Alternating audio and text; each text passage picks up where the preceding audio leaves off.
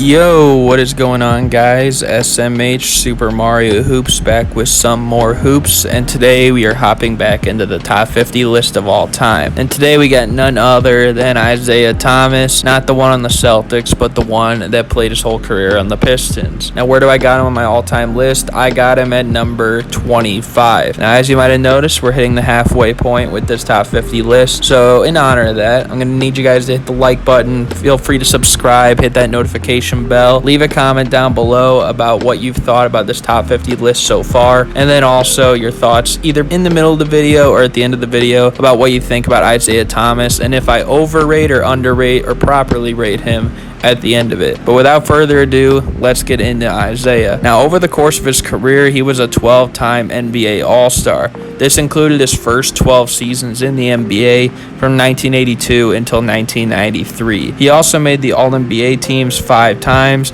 including 3 times on the All-NBA first team in 1984 all the way until 1986, and then 2-time member of the All-NBA second team in 1983 and 1987. So those outskirt years where over that 5-year stretch he made All-NBA teams. He also was the assist leader in 1985, and as we know, he is a 2-time NBA champion in 1989 and 1990, with the second of those two being 1990, where he won the Finals MVP. Now, over the course of his career, in terms of MVP shares, he has received votes on 10 different seasons, but only made the top 5 one time over the course of his career, believe it or not. I mean, one thing about Isiah is that, when you look at his numbers on paper, they never really jumped out at you and screamed MVP, except for maybe the 4 years from between 1983 until 1987, which is probably his statistical peak, where he averaged a double-double and consistently put up about 20 points per game, 4 rebounds per game, 2 steals per game to accompany his 10 assists per game. But I wouldn't say he ever really deserved the MVP anyways, but he was pretty consistent. Now, if you were basing an all-time list with strict emphasis on players in their peak, would this hurt Isiah Thomas's case? I mean, yeah, it would. But of course, there's a lot of things that we still need to address that are going to elevate or possibly lower Isiah Thomas's value on my list. Some all-time stat rankings include having a 9.3 assists per game average,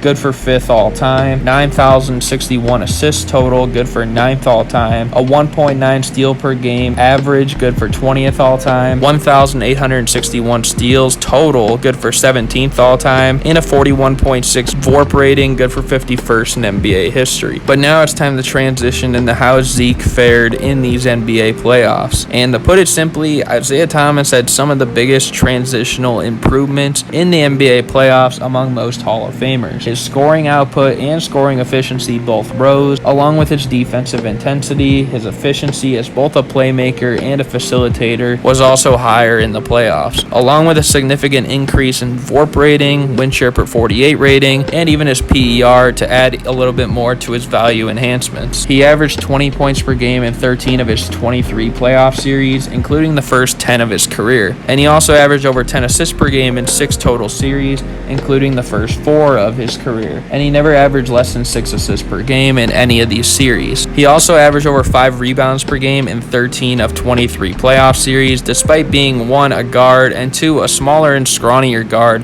for this time compared to most of the ones that you'd find in the playoffs. Guys such as Magic Johnson, Dennis Johnson, Doc Rivers, Fat Lever, and so on. In fact, the only playoff series where Isiah managed to shoot on poor efficiency and lose the series was in 1992 against the Knicks, which was a series following Isiah's wrist surgery the year prior and was also the very last playoff series of Isiah's career. And even in that winner-go-home Game 5 for both sides, Isiah still had a game-high 31 points, 10 rebounds, 6 assists on 56.5% true shooting, and was quite arguably the best player in this game. I mean, it was between him and Patrick Ewing. But Joe Dumars definitely sold the bag on this night. But moving chronologically, starting with 1987, this is the first time that Isiah would find some sort of success in making the conference finals to play the Boston Celtics behind Larry Bird. They pushed this series to 7, and despite having an early first quarter lead in Game 7, the Celtics pulled off the win. Joe Dumars, this game was spectacular, and Isiah Thomas was just alright. I mean, he wasn't efficient shooting the ball, but he did a variety of good things this game as well. But it was in 1988 where Isiah would get over that hump of the conference finals as they took down the Bullets led by Moses Malone, Jeff Malone, and Bernard King, and Isiah put up about 25, 7, and 5 on great efficiency in that series. Then they took on the Chicago Bulls, who at the time had simply one star in Michael Jordan. Of course, he was a superstar and the best player of this series, but Isiah still averaged about 20, 10, and 4, along with matching Jordan's points in the closeout game on pretty close efficiency as well. And when they got to face Boston again in the conference finals, this time the script was flipped, as the Pistons won in 6 while Isiah Thomas was the best player of this series, and he averaged about 23 points per game, 8.3 assists per game, 5.2 rebounds a game, 2.7 steals a game on about 52.5% true shooting, and he outclassed Larry Bird over the 6-game series. And in the finals, they would go on to face the Showtime Lakers, and even went up 3-2 on them in this series. The Lakers took Game 6, and in Game 7, the Lakers repeated the same thing. The Pistons actually led Game 7 by 5 at the half, but got killed in the third quarter, that they had to play catch-up in the fourth and only lost by 3. This is also arguably James Worthy's greatest game of his career, and definitely his greatest in the NBA Finals with a 36-point triple-double. But Isiah Thomas did kind of choke in this game. 10 points, 7 assists, 4 steals, 3 turnovers on 4 of 12 from the field. But maybe this is just what they needed, because in the middle of next season, the Pistons needed to make a move, and that was sending out Adrian Dantley for Mark Aguirre, which seemed like a much better fit to build a tandem between Isiah and Joe Dumars rather than having Dantley in that spotlight. And it's not like Dantley was bad. I mean, if they won in 1988 in that Game 7, he likely would have been Finals MVP. But many sources have said that the team had better chemistry with the Mark Aguirre addition than prior. And over the next 2 seasons, it was all about the bad boys.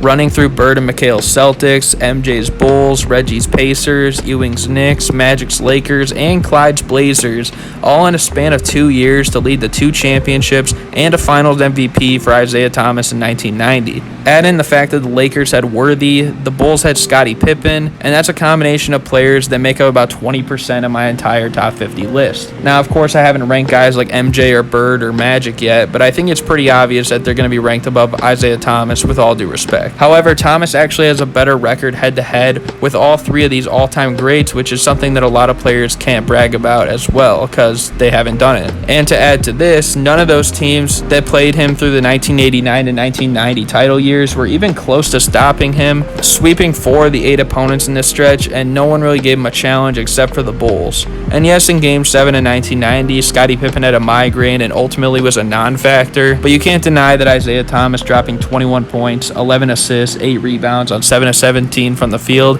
as the team's leading scorer to win that Game 7 with ease is very impressive. After the season in 1991, though, Jordan and the Bulls would get the last laugh, as they typically did in this era with nearly every great player. Because not only did MJ average more points over the 5 statistical categories and shoot better from every split on a significantly higher net rating than Isiah Thomas, but he also swept them by an average of 11.5 points a game. What hurts Isiah and the Bad Boys' reputation the most to this day is that yes, they were dirty, yes, they didn't always play basketball, more so wrestling at times, but when they walked off the court in 1991, it ruined the way that people look at them. Bad sportsmanship, bad leadership, lack of integrity, all into one, and it probably played a big reason as to why those guys didn't want him on the Dream Team and instead preferred guys like John Stockton or Chris Mullin. I'm not counting Leitner, of course, because he was a college player. And especially since Thomas shook the hands of Celtics players when he beat them, he shook the Bulls' hands when he beat them, and then vice versa for those times. But when the Pistons lost in that fashion, it seemed pathetic. This is also the only time Isiah Thomas ever got swept in his career. So when it comes to Isiah Thomas and his career, I would say he is still pretty underrated. I mean, listen, I'm a Chicago Bulls fan, and it's a natural feeling to dislike Isiah Thomas as a fan. And believe me, I do.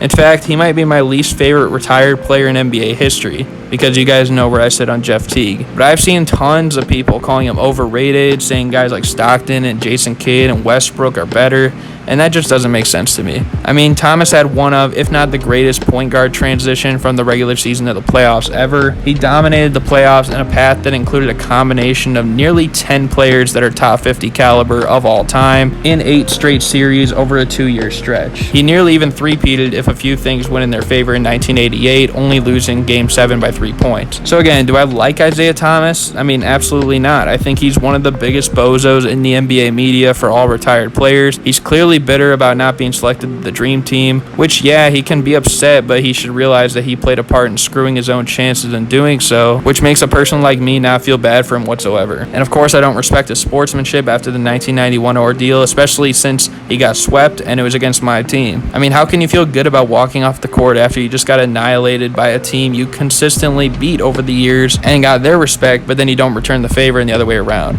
So yeah, I don't like Isiah Thomas, but I'm not going to be biased, and he is one of the greatest point guards of all time. Personally, I have him fourth, and people value his statistical regular season peak more than what he accomplished in the playoffs in his best years, which is fair but not entirely accurate, and as a result, I think top 25 is a good placement for him. So I hope you guys enjoyed this video. If you did, be sure to like, comment, subscribe. I mean, Isiah Thomas, you guys can let me know what you think about him in the comments below, but I think that's going to do it for me, so I'm out. Peace.